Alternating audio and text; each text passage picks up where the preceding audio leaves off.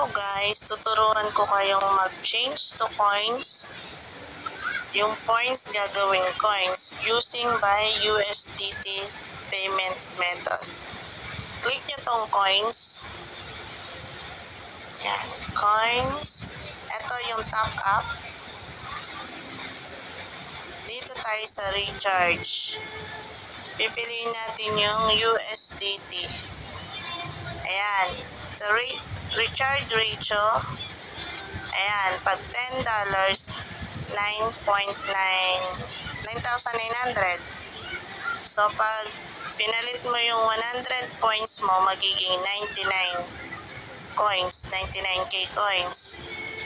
Diba pag sa Popo lang, pag kinonvert mo to coins, 90k lang. Pero pag USDT yung gagamitin, 99.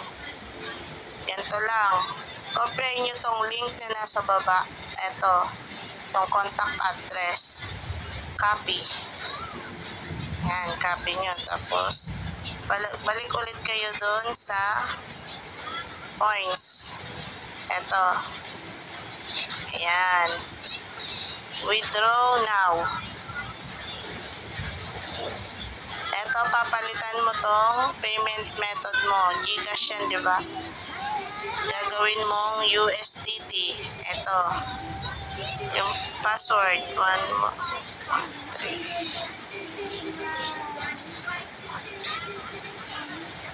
Yan. Dito, ikakopy mo yung kinopya mo kaninang contact address. Delete mo muna to. Copy paste mo lang yung address na pinopya mo kanina. Paste. Then, submit.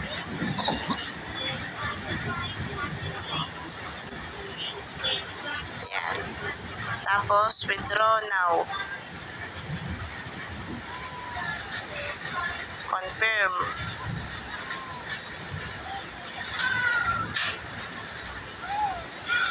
Exchange coins. May bawas pala siyang basta 98. Diba pag sa Popo lang, pag kinonvert mo to coins, 90. Pero sa USDT, konti lang yung bawas niya. Back tayo doon sa coins. Tingnan nyo. Andyan na yan sa coins natin. Yun, 98. Nakita nyo ba yun?